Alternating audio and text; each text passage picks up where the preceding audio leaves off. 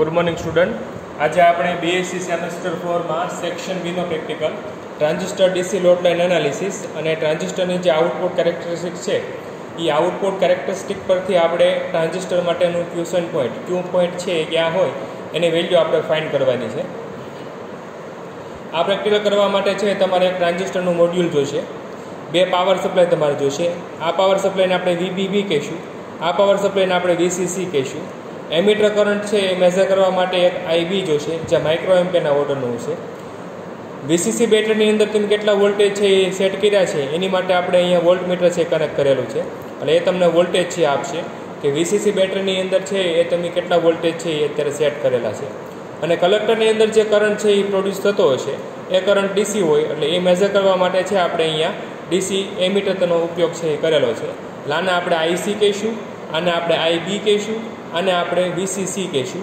જે તમે અહીંથી વેરી છે જે કરશો એ તમને અહીંયા દેખાડશે। વીબીબી વોલ્ટેજ જે આપણે વેરી કરીએ છીએ એ આપણે નોંધવાની જરૂર નથી એટલે આપણે વીબીબી જે બેટરી છે એને સમાંતર આપણે કોઈ પ્રકારનું વોલ્ટમીટર છે એ જોડતા નથી। અને એક લોડ રેઝિસ્ટન્સ તરીકે આપણે 1 કિલો ઓહમનો રેઝિસ્ટન્સ બોક્સ છે એનો ઉપયોગ છે એ આપણે કરેલો છે। તો આટલા સાધનોની મદદથી આપણે ટ્રાન્ઝિસ્ટરની આઉટપુટ કેરેક્ટરિસ્ટિક છે એ ફાઇન્ડ કરી શકીએ છીએ। અહીંયા તમારું જે ટ્રાન્ઝિસ્ટરનું મોડ્યુલ છે એમાં એનપીએન અને પીએનપી બંને ટ્રાન્ઝિસ્ટર છે આપેલા છે, પણ અત્યારે આપણે પ્રેક્ટિકલ છે એ એનપીએન ટ્રાન્ઝિસ્ટર માટે છે એ પરફોર્મ કરશું। એનપીએન ટ્રાન્ઝિસ્ટર માટે છે આ બંને ટર્મિનલ તમારા એમીટર તરીકે વર્તશે, આ બંને ટર્મિનલ છે એ તમારા બેઝ તરીકે વર્તશે અને આ બંને ટર્મિનલ છે એ તમારા કલેક્ટર તરીકે છે એ વર્તશે। હવે આપણે એનો સર્કિટ ડાયાગ્રામ છે સૌથી પહેલાં જોઈએ કે તમારે આ પ્રેક્ટિકલની સર્કિટ છે એ કઈ રીતે જોડવાની છે। આ તમારો સર્કિટ ડાયાગ્રામ છે, બે બેટરી વીબીબી અને વીસીસી। આ તમારો એનપીએન ટ્રાન્ઝિસ્ટર છે। વીબીબી બેટરીનો પોઝિટિવ છે એ તમારે જે બેઝ એમીટર તમારું જે છે આઈબી એના પોઝિટિવમાં કનેક્ટ કરવાનો, એનો જે નેગેટિવ ટર્મિનલ હોય એ તમારે ટ્રાન્ઝિસ્ટરના બેઝ સાથે કનેક્ટ કરવાનો। તમારા ટ્રાન્ઝિસ્ટરનો જે કલેક્ટર છે એ લોડ સાથે અને લોડનો જે બીજો ટર્મિનલ વધ્યો છે એ તમારે આઈસીના નેગેટિવ સાથે કનેક્ટ છે કરવાનો છે। આઈસીનો પોઝિટિવ છે એ તમારે વીસીસી બેટરીના પોઝિટિવ સાથે છે કનેક્ટ કરવાનો છે અને વીસીસી બેટરીનો નેગેટિવ અને વીબીબી બેટરીનો નેગેટિવ એ બંને છે એ તમારે ટ્રાન્ઝિસ્ટરના એમીટરની અંદર છે એ કોમન કરવાનું છે। આ તમારું સર્કિટ ડાયાગ્રામ છે થઈ ગયું। અહીંયા હજી આપણે વીસીસી છે એ જોડવાનું બાકી રહી ગયું છે। આ બેટરી કેટલા વોલ્ટેજ છે આપણે સેટ કરીએ છીએ એ મેળવવા માટે છે તમારે એને સમાંતર અહીંયા એક વોલ્ટમીટર છે એ કનેક્ટ કરવાનું છે। અહીંયા આપણે વોલ્ટમીટર કનેક્ટ કરશું તો વોલ્ટમીટરનો જે પોઝિટિવ ટર્મિનલ છે એ બેટરીના પોઝિટિવ સાથે આવશે વીસીસીના અને અહીંયા વોલ્ટમીટરનો જે નેગેટિવ હોય એ તમે વીસીસીના નેગેટિવ અને એમીટર તમારું જે ટ્રાન્ઝિસ્ટર છે એના એમીટર બેમાંથી કોઈ પણ એક જગ્યાએ તમે કનેક્ટ છે એ કરી શકો છો। અહીંયા જે એમીટર જંક્શન છે એમાં બેટરીનો નેગેટિવ, તમારો બંને બેટરીના નેગેટિવ અને જે વોલ્ટમીટર કનેક્ટ કરો છો એ બધા તમારા કોમન છે એ થશે। એ વસ્તુનું તમારે ખાસ ધ્યાન છે એ રાખવાનું છે। તો હવે આપણે પ્રેક્ટિકલ છે એ કઈ રીતે પરફોર્મ કરવાનો છે એ આપણે જોઈએ। તો પ્રેક્ટિકલમાં સૌથી પહેલાં તમારે વીબીબી બેટરીની મદદથી છે એ આઈબીની અંદર છે એ કંઈક કરંટ છે એ સેટ કરવાનો છે। અત્યારે આપણે 50 માઇક્રો એમ્પિયરથી શરૂઆત છે એ કરીએ છીએ। તો આઈબીની અંદર છે એ આપણે આઈબીને ઇન્ક્રીઝ કરશું તો અહીંયા જોશો તો એમાં આઈબીની અંદર છે તમારો 50 માઇક્રો એમ્પિયરનો કરંટ છે એ આપણે સેટ છે એ કરશું। આઈબીની અંદર છે અત્યારે મેં 50 માઇક્રો એમ્પિયરનો કરંટ છે એ સેટ કર્યો છે। તો એ આઈબીની ફિક્સ વેલ્યુ માટે હવે તમારે વીસીસીને ઇન્ક્રીઝ કરતું જવાનું 1 થી 9 વોલ્ટ સુધી અને એ અલગ અલગ વોલ્ટેજ માટે તમને આઈસી કેટલો કરંટ છે એ મળે છે એ તમારે નોટ ડાઉન છે એ કરવાનો છે। આખો પ્રેક્ટિકલ છે એ ડીસી પાવર સપ્લાયમાં થાય છે એટલા માટે તમારે ડીસી પ્રવાહ છે એ તમને મળશે કલેક્ટર છે એટલે આપણે એને ડીસી 200 મિલી એમ્પિયરની રેન્જની અંદર છે એ રાખેલું છે। તો હવે અહીંથી છે હું જ્યારે વીસીસી ઇન્ક્રીઝ કરું છું પહેલાં શરૂઆત આપણે 1 વોલ્ટથી કરીએ તો 1 વોલ્ટ માટે છે એ તમને કેટલો કરંટ છે મળે છે એ તમારે નોટ ડાઉન કરવાનું। તો વીસીસી છે એ આપણે અહીંયા 1 વોલ્ટ છે એ સેટ કરીએ છીએ તો એ જો વીસીસી છે તમારું 1 વોલ્ટ થયું તો એને અનુરૂપ તમને અહીંયા આઈસીની અંદર છે એ જે પ્રવાહ મળતો હોય એ પ્રવાહ તમારે નોટ ડાઉન છે કરવાનો। એ જ રીતે ક્રમશઃ છે તમારે વીસીસીની વેલ્યુ છે એ ઇન્ક્રીઝ કરતી જવાની, 2 વોલ્ટ કરવાની, એને અનુરૂપ જે પ્રવાહ મળતો હોય આઈસી એ આઈસી છે એ તમારે મેઝર કરવાનો। ત્યારબાદ ક્રમશઃ 3 volt, 4 volt, 5 volt, 6 volt 7 volt voltage છે એ તમારે ઇન્ક્રીઝ કરતા જવાના. 9 વોલ્ટ સુધી આપણે જઈશું, કારણ કે 10 વોલ્ટ છે એ તમારે થતું થશે નહીં આ બેટરીની અંદર. 9 વોલ્ટ સુધી તમારે આઈસીમાં શું ચેન્જ આવે છે, કેટલું વેરિએશન આવે છે એ તમારે નોટ ડાઉન છે એ કરવાનું છે. પહેલો ભાગ કમ્પ્લીટ થઈ જાય એટલે તમારે વીસીસી છે એ તમારે ફરી વખત 0 છે એ કરી નાખવાનું. અને હવે 50 માઇક્રો એમ્પિયર માટે જે પ્રેક્ટિકલ કર્યો હતો એ પ્રેક્ટિકલ તમારે 60 માઇક્રો એમ્પિયર માટે સેટ કરવાનો છે. માનો કે તમારું 60 માઇક્રો એમ્પિયર છે એ તમે સેટ કર્યું, તો હવે તમે છે ફરી વખત અલગ અલગ વીસીસીની વેલ્યુ છે એ તમે ચેન્જ કરતા જશો. 1 વોલ્ટ 2 વોલ્ટ 3 વોલ્ટ અને એ 1 વોલ્ટના ગેપને અનુરૂપ તમને કલેક્ટરની અંદર છે એ કેટલો આઈસી મળે છે એ આઈસી તમારે નોટ ડાઉન કરતું જવાનું છે. તો આ જ રીતે તમારે અલગ અલગ 4 કોઈ પણ આઈબી છે એની વેલ્યુ છે એ તમારે પસંદ કરવાની, અને એ આઈબીની વેલ્યુ માટે અલગ અલગ વીસીસી માટે તમને કેટલો આઈસી છે એ મળે છે એ આઈસી તમારે છે એ નોટ ડાઉન કરવાનું છે. અહીંયા આપણે આને 200 મિલી એમ્પિયરની રેન્જમાં રાખશું, એ ખાસ ધ્યાન રાખવાનું છે. ડીસી બેટરી છે એટલે ડીસી એમ્પિયરની રેન્જમાં રાખવાનું છે. એમીટર તરીકે કામ કરે છે એટલે એક ટર્મિનલ કોમન આવશે અને બીજો ટર્મિનલ છે એ તમારો મિલી એમ્પિયરની રેન્જની અંદર છે એ આવશે. લોડ તરીકે અહીંયા આપણે 1 કિલો ઓહમના રેઝિસ્ટન્સનો ઉપયોગ છે એ કરેલો છે. તો આ રીતે છે એ તમે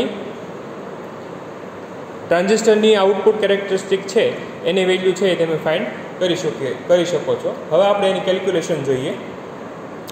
ચાલો, અહીંયા ઓબ્ઝર્વેશન ટેબલની અંદર છે એ તમે કોઈ એક આઈબી છે એ પસંદ કર્યો હશે. આપણે 50 માઇક્રો એમ્પિયર માટે પ્રેક્ટિકલ કર્યો હતો, તો 50 માઇક્રો એમ્પિયર માટે તમે અહીંયા અલગ અલગ વીસીસી છે એ બદલતા જશો. એને અનુરૂપ જે આઈસી આવતો હશે એ આઈસી તમે અહીંયા નોટ ડાઉન છે કરતા જશો. ત્યારબાદ આઈબીની વેલ્યુ છે એ ચેન્જ કરશો અને ફરી વખત અલગ અલગ વીસીસી માટે જે આઈસી આવશે એ આઈસી તમે મેજર કરશો. ફરી વખત કોઈ એક નવું આઈબી પસંદ કરશો. અલગ અલગ વીસીસી માટે જે આઈસી આવશે એ તમે નોટ ડાઉન છે એ કરશો. આવા મિનિમમ 4 સેટ છે એ તમારે કરવાના છે કે અલગ અલગ આઈબીની 4 વેલ્યુ માટે વીસીસીને વેરી કરી અને આઈસી તમને કેટલો મળે છે એ આઈસી છે એ તમે કેલ્ક્યુલેટ છે એ કરશો. પછી વીસીઈની કેલ્ક્યુલેશન છે એ તમારે કરવાની છે કે કલેક્ટર અને એમીટર વચ્ચેના વોલ્ટેજ છે એ કેટલા છે. તો એની માટેનું સૂત્ર છે તમને અહીંયા આપેલું છે કે VCE is equal to VCC minus IC into RL. VCC જે આપણે ખ્યાલ હોય, આઈસી આપણે મેઝર કર્યો છે, RL આપણને ખબર છે કે અહીંયા આપણે કેસની અંદર આપણે 1 કિલો ઓહમનો લોડ છે એ લીધેલો છે. તો એ વેલ્યુ આમાં વારાફરતી સબસ્ટિટ્યુટ કરી અને જે તે VCC અને આઈસીની કિંમત માટે તમને કલેક્ટર અને એમીટરની એક્રોસમાં જેટલા વોલ્ટેજ મળે છે એ વોલ્ટેજની કેલ્ક્યુલેશન છે એ બધી જ કેલ્ક્યુલેશન તમારે આ 4 ટેબલ માટે છે એ કરવાની છે. અને તમને અલગ અલગ VCE છે કલેક્ટર અને એમીટરના એક્રોસમાં તમને કેટલા વોલ્ટેજ મળે છે એની વેલ્યુ છે એ તમને મળી જશે. VCEની વેલ્યુ છે એ મળી જાય ત્યારબાદ આપણે ગ્રાફ છે ડ્રો કરશું આઈસી વર્સિસ VCEનો, કે collector current versus collector emitter એક્રોસમાં તમને જે વોલ્ટેજ ડ્રોપ મળે છે એનો તમે ગ્રાફ ડ્રો કરશો તો એ તમને ટ્રાન્ઝિસ્ટરની આઉટપુટ કેરેક્ટરિસ્ટિક છે એ આપશે. અને ટ્રાન્ઝિસ્ટરની આઉટપુટ લાક્ષણિકતા છે એ તમને આ પ્રકારે છે એ મળશે કે કોઈ એક આઈબીની ફિક્સ વેલ્યુ માટે અમુક સમય સુધી છે એ તમારો કલેક્ટર કરંટ છે એ ઇન્ક્રીઝ થશે અને પછી કોન્સ્ટન્ટ થઈ જશે. તમારું VCEની તમે ગમે એટલી વેલ્યુ ચેન્જ કરો અથવા તો VCCની તમે ગમે એટલી વેલ્યુ ચેન્જ કરો, અમુક સર્ટન લિમિટ પછી વેલ્યુ છે એ તમને કોન્સ્ટન્ટ છે જોવા મળશે, પણ જે તે ફિક્સ આઈબી માટે. તો અહીંયા છે આપણે ગ્રાફની અંદર 70, 80, 90 અને 100 માઇક્રો એમ્પિયર છે એ લીધેલો છે. તમારે તમારા પ્રેક્ટિકલને અનુરૂપ જે અનુકૂળ કરંટ હોય એ અનુકૂળ કરંટ માટે છે એ તમારે પ્રેક્ટિકલ છે એ પરફોર્મ કરવાનો છે. હવે આ ગ્રાફ દોરાઈ જાય તો પછી ગ્રાફ ઉપરથી આપણે ક્યુ પોઈન્ટ અને જે ડીસી લોડ લાઇનના પોઈન્ટ છે, ડીસી લોડ લાઇન છે એ કઈ રીતે મેળવવું, તો એની માટે છે એ આપણે આ ઇક્વેશનનો ઉપયોગ છે એ કરવાનો છે. VCE is equal to VCC minus IC RL.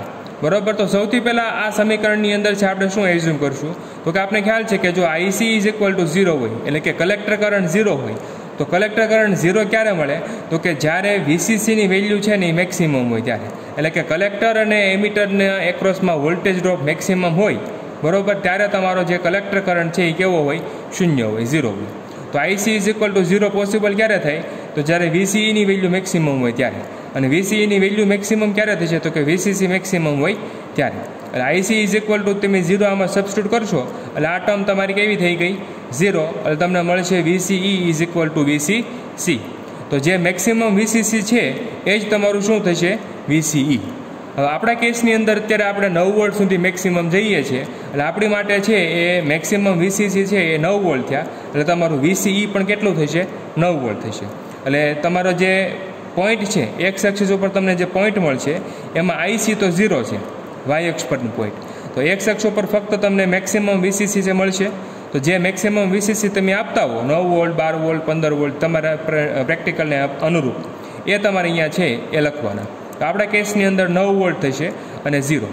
તો એક્સ અક્ષ ઉપર 9,0નું જે બિંદુ છે એને આપણે એ પોઈન્ટ કહીશું. એ આપણને એક ડીસી લોડ લાઇનનું બિંદુ છે એ આપશે. હવે ડીસી લોડ લાઇનનું બીજું બિંદુ વાય અક્ષ ઉપર મેળવવા માટે આપણે શું કરશું? તો કે IC becomes maximum. Collector current છે એ મેક્સિમમ ક્યારે થાય? તો કે જો કલેક્ટર અને એમીટરનો વોલ્ટેજ ડ્રોપ છે એ 0 થઈ જાય તો તમારો આઈસી છે એ મેક્સિમમ છે એ બને. તો આનો ઉપયોગ હવે આપણે આ સમીકરણની અંદર કરીએ તો આઈસી મેક્સિમમ ક્યારે બને? તો કે વીસીઈ 0 હોય ત્યારે. તો આ સમીકરણની અંદર વીસીઈને તમે 0 લઈ લો એટલે તમને આ સમીકરણ મળશે 0 બરાબર વીસીસી માઇનસ આઈસી આરએલ. એમાંથી આપણે આઈસીની વેલ્યુ જોતી છે એટલે આઈસીને સબ્જેક્ટ ઓફ ફોર્મ્યુલા કરો તો એ તમને મેક્સિમમ આઈસી જ વેલ્યુ આપે, કારણ કે વીસીઈને આપણે 0 લીધો છે એટલા માટે. એટલે આઈસી મેક્સિમમને તમે સબ્જેક્ટ ઓફ ફોર્મ્યુલા બનાવશો એટલે તમને મળશે VCC minus VCC divided by RL. VCC છે તમને ખ્યાલ હોય તમે કેટલા આપો છો મેક્સિમમ, લોડ રેઝિસ્ટન્સ કેટલો છે એ પણ તમને ખબર છે, તો તમે કેલ્ક્યુલેશન કરશો એટલે તમને 0, આઈસી મેક્સ નામનું વાય અક્ષ ઉપર બી પોઈન્ટ છે એ મળશે. તો તમને એક્સ અક્ષ ઉપર એક પોઈન્ટ મળી ગયું, વાય અક્ષ ઉપર એક પોઈન્ટ મળી ગયું. એ જે કંઈ બી તમને યામ મળતા હોય એક્સ અક્ષ પર અને વાય અક્ષ પરના એ બંને યામ છે એ બંને યામ તમારે જ્યાં આવતા હોય એક્સ અક્ષ ઉપર અને વાય અક્ષ ઉપર ત્યાં દર્શાવવાના અને એને તમારે સ્કેલની મદદથી છે એ જોડી દેવાનું. તો સ્કેલની મદદથી જોડતા જે રેખા મળે છે એ રેખાને આપણે ડીસી લોડ લાઇન છે એ કહીશું આપેલ ટ્રાન્ઝિસ્ટર માટે. એટલે ટ્રાન્ઝિસ્ટરની ડીસી લોડ રેખા છે, ડીસી લોડ લાઇન એ તમને આ રીતે છે એ મળશે. હવે રહી વાત ક્યુ પોઈન્ટ મેળવવાની, તો ક્યુ પોઈન્ટ તમારા માટે કયું થશે? તો કે હવે તમારે કોઈ પણ એક આઈબી છે એ ફિક્સ કરી નાખવાનું. આ ગ્રાફ છે આ તમારી ટ્રાન્ઝિસ્ટરની આઉટપુટ કેરેક્ટરિસ્ટિક કે જ્યાં અચળ તમારા બધા આઈસી છે એ મળે છે. તો એ ગ્રાફ અચળ આઈસીમાં જ્યાં જ્યાં છેદે છે એ બધા તમારા ક્યુ પોઈન્ટ થયા જે તે આઈબીની વેલ્યુ માટે. એટલે IB is equal to 70 micro ampere હોય તો એની માટે ક્યુ પોઈન્ટ અહીંયા છે. IB is equal to 80 micro ampere હોય તો એની માટે અહીંયા ગ્રાફ છેદે છે એટલે એનું ક્યુ પોઈન્ટ અહીંયા હોય. આઈબી ઇઝ ઇક્વલ ટુ જો 90 માઇક્રો એમ્પિયર હોય તો એની માટે ક્યુ પોઈન્ટ છે એ અહીંયા છે. આપણે પોસિબલ હોય ત્યાં સુધી એવું રાખવાનું કે ક્યુ પોઈન્ટ છે ને એ ગ્રાફની એક મધ્યમાં આવે એકાએક એ પ્રમાણે છે આપણે ક્યુ પોઈન્ટ છે એ એડજસ્ટ કરવાનું છે. એટલે આપણે ક્યુ પોઈન્ટ અહીંયા મધ્યમાં આવે છે એટલે આપણી IB is equal to 80 micro ampere છે એ રાખીએ દાખલા તરીકે. તો આ છે એ તમારું ક્યુ પોઈન્ટ થયું. એને તમે એક્સ અક્ષ ઉપર અને વાય અક્ષ ઉપર લંબાવતા જે વીસીઈ અને આઈસીની કિંમત મળે એ તમારા ટ્રાન્ઝિસ્ટરનું ઓપરેટિંગ પોઈન્ટ છે એ થયું કે એ પોઈન્ટ માટે ટ્રાન્ઝિસ્ટર છે એ તમારો પ્રોપરલી એક્ટિવ રિજિયનની અંદર રહી અને તમારો ઓપરેટ છે એ થતો હોય. તો આ રીતે તમને ક્યુ પોઈન્ટની વેલ્યુ છે એ મળશે. હવે કેલ્ક્યુલેશનની અંદર તમારે એક કરંટ ગેઇન બીટાની વેલ્યુ છે એ ફાઇન્ડ કરવાની છે. તો એ કરંટ ગેઇન બીટા ફાઇન્ડ કરવા માટે તમારે શું કરવાનું છે? તો કે તમે જે ક્યુ પોઈન્ટ લીધું હોય એ ક્યુ પોઈન્ટથી ઉપર અથવા ક્યુ પોઈન્ટથી નીચે, બરાબર, કોઈ પણ ડિફરન્સ છે તમે લઈ શકો, અથવા તો કોઈ પણ બે ક્રમિક આઈબી છે એ તમારે પસંદ કરવાના છે. દાખલા તરીકે આપણે આઈબી 80 અને આઈબી 90 છે એ આપણે એઝ્યુમ કરીએ. તો આઈબી 80 અને આઈબી 90, તો આ છે તમને ડિફરન્સ આપી ગયો આઈબીનો. એને જ્યારે તમે વાય અક્ષ ઉપર લંબાવશો, બરાબર, કે 80ને તમે જ્યારે વાય અક્ષ ઉપર લંબાવો એટલે એક આઈસી મળશે. 90 વાળાને જ્યારે તમે વાય અક્ષ ઉપર લંબાવો એટલે તમને શું મળશે? બીજું આઈસી મળશે. અને અહીંથી તમને છે એ શું મળશે? ડેલ્ટા આઈસી મળશે. એટલે અહીંયા ડેલ્ટા આઈસી મળશે, અહીંથી ડેલ્ટા આઈબી મળશે. જ્યારે એને નીચે લંબાવો એક્સ અક્ષ ઉપર એ જ બંને ગ્રાફને તો તમને ડેલ્ટા વીસીઈ છે એ મળશે, બરાબર. તો અહીંયા તમને એનું સૂત્ર છે આપેલું છે કે તમારે કરંટ ગેઇન બીટા મેળવ્યું હોય તો current gain beta is equal to delta IC open delta IB એવું સૂત્ર છે, બરાબર. તો આપણે પછી ડેલ્ટા આઈસી ખબર પડી કે ક્યાંયથી મળશે, ડેલ્ટા આઈબી આપણને ખબર પડે કે ક્યાંથી મળશે.